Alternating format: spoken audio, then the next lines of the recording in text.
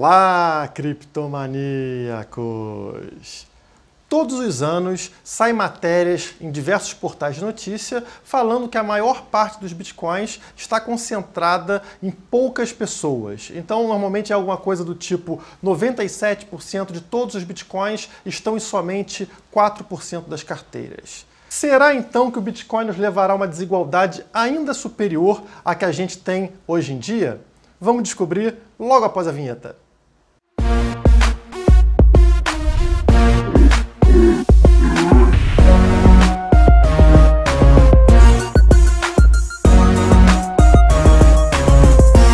O mercado tá chato pra caramba, não muda de valor, tá tudo parado ali, estagnado nessa baixa, então vamos falar de coisa mais interessante. A primeira coisa que a gente deve analisar quando a gente lê uma matéria que fala que 97% dos bitcoins estão somente em 4% das carteiras existentes, é que uma carteira, um endereço ali digital, não necessariamente pertence a somente uma pessoa. A gente tem carteiras que pertencem às exchanges, como por exemplo a Binance. Imagina o número de usuários que estão dentro dessa mesma carteira. Então a quantidade de Bitcoin que está dentro daquela carteira não é de uma pessoa, e sim de milhares de usuários. Com isso explicado, vamos ao segundo ponto. O Bitcoin é uma moeda, e moedas são irrelevantes com relação à desigualdade de riqueza. Elas são somente ferramentas, portanto, elas não ajudam nem atrapalham com relação à desigualdade. Sendo assim, se fosse possível a gente verificar realmente qual é a distribuição dos bitcoins na população, a gente chegaria a um percentual que deve ser praticamente idêntico ao percentual que a gente tem na sociedade, seja com real, seja com dólar, seja com qualquer moeda, porque essa desigualdade não está ligada à moeda em si, e é sim uma coisa natural. Sim, a desigualdade é natural, e não somente na economia. A desigualdade é natural em qualquer campo, em qualquer aspecto da vida. Então, se você pegar, por exemplo, a linguística, você vai ter poucas palavras que representam aí 50% da frequência que você tem das palavras. As pessoas usam um número limitado de palavras, muito mais do que outras. Então, determinadas conjunções, determinados verbos são muito mais utilizados que outras palavras. E isso é algo natural. Quando falamos do esporte, é a mesma coisa. A diferença técnica entre os primeiros do ranking e os últimos do ranking é completamente absurda. É realmente uma desigualdade e ela é natural. Isso segue indefinidamente. Em qualquer setor, em qualquer campo que você fizer uma avaliação, vai existir desigualdade. A desigualdade é natural, mas ela é justa, porque a regra se aplica da mesma forma para todos os integrantes daquele meio. Agora, centralizadores podem agravar a desigualdade. Isso sim é um problema, porque eles podem interferir na concorrência, favorecendo certos grupos em detrimento de outros. Imaginem se a entidade que controla o tênis permitisse que os mais fracos do ranking utilizassem as duas mãos, enquanto aqueles que estão no topo do ranking utilizassem somente uma mão. Vejam como isso distorce a concorrência. Agora, a regra não é mais igual para todos. E aí sim, você tem uma injustiça. A vantagem das criptomoedas é justamente eliminar esse centralizador, assegurando assim o livre mercado. Isso devolve a justiça da desigualdade. E vocês ouviram certo. Justiça da desigualdade. Aqueles que forem mais produtivos vão concentrar mais riqueza. E aqueles que forem menos produtivos vão concentrar menos riqueza. Esse é o incentivo correto e é como as coisas devem ser. O mais interessante desse modelo de livre mercado é que a concentração de riqueza sinaliza para todo o mercado que ali existe um alto lucro. E isso atrai competidores para dividir esse bolo. Então, no livre mercado, a concentração de riqueza é limitada. Ela possui um limite bem claro.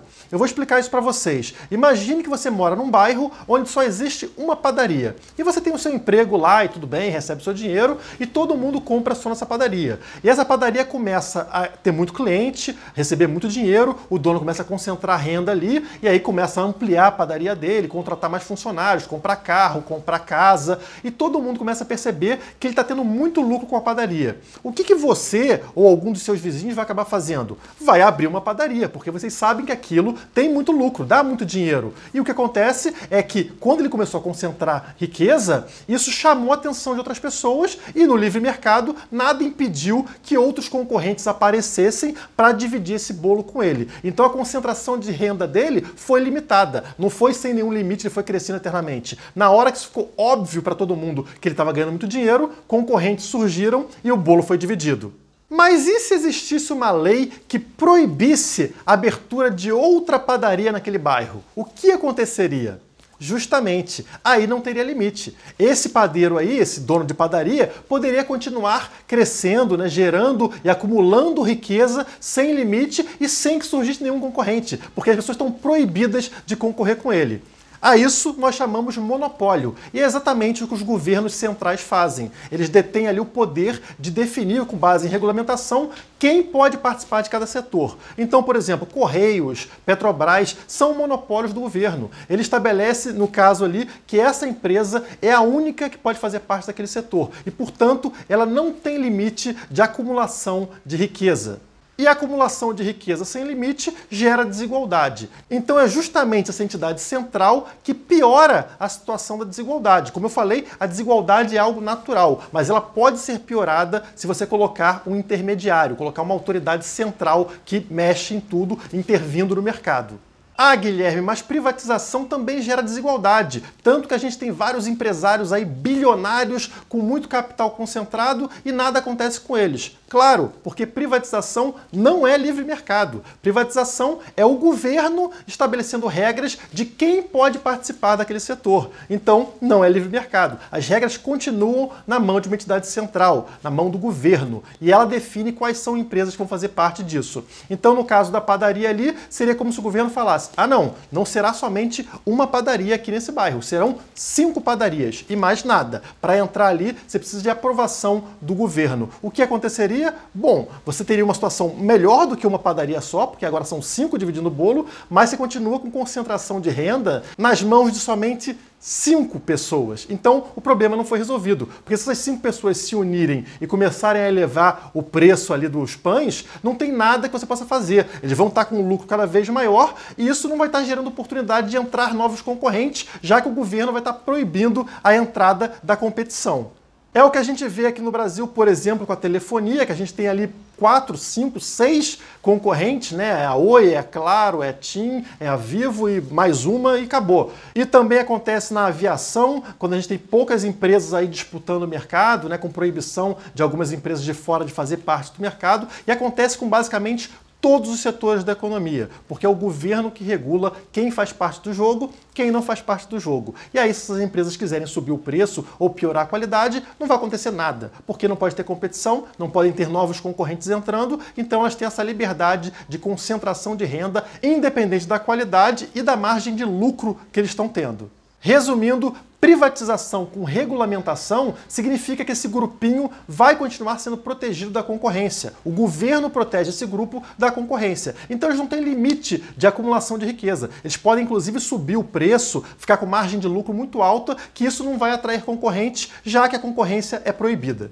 O controle do dinheiro possibilitado pelo papel moeda também agrava esse problema, porque agora cabe ao governo decidir quem vai receber primeiro o dinheiro que é impresso. Então, quando o BNDES escolhe uma empresa para fazer um financiamento de projeto ou para financiar essa empresa, o que ele está fazendo é uma desigualdade artificial. Ele faz com que empresários pouco produtivos superem empresários mais produtivos. Como consequência, a gente tem a concentração de riqueza na mão de alguém que não merece. O governo e o BNDES, quando interferem na economia, eles estão tornando injusto esse processo natural da desigualdade. Eles estão interferindo em algo que é natural e justo para mexer nisso de forma artificial e injusta. A regra deixa de favorecer quem é mais produtivo para favorecer quem é menos produtivo. É uma inversão de valores. Seria como se num jogo de futebol o juiz permitisse ao pior jogador pegar a bola com a mão e fazer gol com a mão, enfim, enquanto os outros tivessem que usar o pé. O que ia acontecer? No final desse jogo, os destaques não seriam Messi, Neymar, que são mais produtivos no futebol, e sim o Tuta. Não porque ele é mais produtivo, e sim porque ele teve uma vantagem artificialmente dada pela entidade central, que no caso foi o juiz. A partir desse momento, nesse esporte, no futebol, o incentivo não seria jogar melhor futebol, e sim ter mais amizade com o juiz, para que você consiga essa vantagem de jogar futebol com a mão. Então veja como essa interferência de uma entidade central interfere nos incentivos do jogo, nos incentivos do mercado que a gente está falando. É importante ter em mente que desigualdade não significa pobreza. O Luciano Huck é muito desigual quando comparado ao Bill Gates, mas ninguém aqui vai chamar o Luciano Huck de pobre. Provavelmente, a distância do Luciano Huck para o Bill Gates é maior do que a distância da gente para o Luciano Huck. Então, tem que separar as coisas. O combate não deve ser a desigualdade, e sim um combate à pobreza. A única forma de acabar com a pobreza é aumentando a produtividade. Foi isso que reduziu a pobreza de 90% para cerca de 10% após a Revolução Industrial. Independente da desigualdade entre as pessoas, todas ficaram mais ricas, e é isso que importa. Na hora que o governo interfere na livre concorrência, ele dificulta a produtividade, ele reduz a produtividade, favorecendo pessoas e empresas menos produtivas e impedindo a concorrência por outras pessoas. Então ele limita a riqueza num grupinho pequeno e impede que outras pessoas entrem para competir nesse mercado e pegar parte desse bolo. E com produtividade menor, a gente leva mais tempo para gerar riqueza e para acabar com a pobreza. Como não existe um governo por trás do Bitcoin, essa capacidade de interferir no jogo desaparece. Não é mais o governo que escolhe quem serão os vencedores e perdedores, e sim o livre mercado. Os mais produtivos vão acumular mais Bitcoin e os menos produtivos vão acumular menos Bitcoin. Não tem como o governo imprimir Bitcoin e dar na mão daquele que ele prefere. Mas nada disso importa enquanto o Bitcoin não for utilizado como moeda fim. Enquanto as pessoas receberem salário em moeda estatal e fizerem pagamento também em moeda estatal, não vai mudar nada, porque o controle continua na mão do governo e o Bitcoin é somente uma ferramenta ali para ganhar um dinheiro rápido como ativo especulativo, não mudando a condição de que é o governo que controla ganhadores e perdedores. Até lá, a desigualdade nas criptomoedas será reflexo da desigualdade artificial criada pelo governo na nossa sociedade. As coisas só vão realmente mudar quando os serviços do nosso dia a dia migrarem para dentro da blockchain. Serviços descentralizados que não podem ser controlados ou punidos pelos governos. Se o governo não tem como impedir a concorrência nesses setores, terão sucesso aqueles que forem mais produtivos, e não aqueles amigos do governo, aqueles que são defendidos pelo governo porque pagam durante campanhas eleitorais, como por exemplo foi o caso da Friboi, Odebrecht, empresas de ônibus e tantas empresas de praticamente todos os setores da nossa economia. Então, serviços descentralizados vão aumentar a produtividade. E esse aumento da produtividade em todos os setores da economia terá o efeito de uma nova revolução industrial para a humanidade, levando a pobreza para níveis irrisórios, o que vai tornar a necessidade de um governo ainda mais questionável do que já é hoje. A partir do momento que não vão existir mais pessoas abaixo da linha da pobreza, só restará ao governo apelar para a inveja das pessoas, que é presente em cada um de nós. Então ele vai clamar por aquela igualdade injusta, onde todos devem ser iguais, independente da sua produtividade. Um ambiente onde produtivos e improdutivos devem ganhar o mesmo, onde Neymar e Tuta são a mesma coisa. E onde, infelizmente, os incentivos para ser um Neymar desaparecem. Se todos vão receber igual, independente daquilo que produzem, todos vão produzir o mínimo ou nada. É um incentivo perverso, um incentivo para não se superar, para ser um qualquer. Existe uma famosa história aqui de um professor de economia que usou as notas de uma sala de aula para provar que o socialismo não funcionava. Porque na sala dele, os alunos estavam insistindo que a melhor forma de economia seria o socialismo, onde ninguém seria muito rico, nem ninguém seria muito pobre. A gente conseguiria encontrar ali um meio termo onde todo mundo viveria bem igualmente, da mesma forma. Então esse professor fez o quê?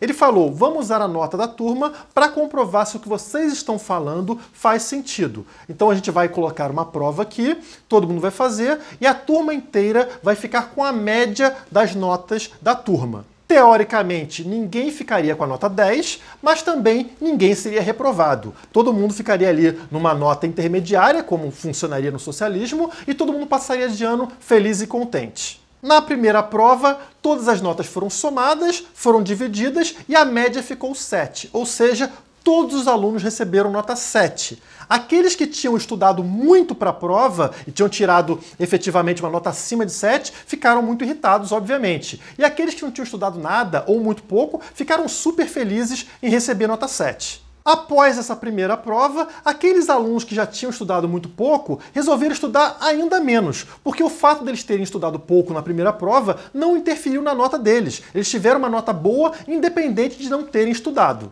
Já aqueles alunos que tinham estudado demais fizeram o quê? Tiraram o pé do acelerador. Falaram, eu também quero receber nota boa sem precisar me esforçar tanto. Então, eles não estudaram muito para a segunda prova.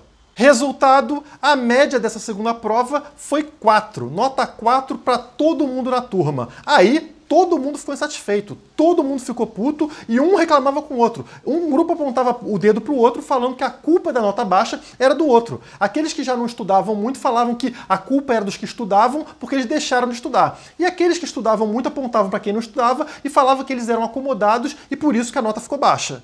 Depois dessa prova, obviamente, ninguém quis se esforçar pelo outro grupo. A pessoa não queria ficar se matando de estudar para que o outro grupo folgado lá ganhasse nota nas suas costas. Então, aqueles que não estudavam não iam estudar mesmo porque não queriam ser contrariados e aqueles que estudavam muito abandonaram de vez porque não queriam ajudar o outro grupo que estava xingando eles. Resultado da terceira prova, a média foi nota 2 e todos da sala foram reprovados. Moral da história, quanto maior o esforço, maior a recompensa. Mas se você tira o incentivo pela recompensa, ninguém se esforça e todos falham. Essa historinha mostra como a igualdade só gera briga e destruição.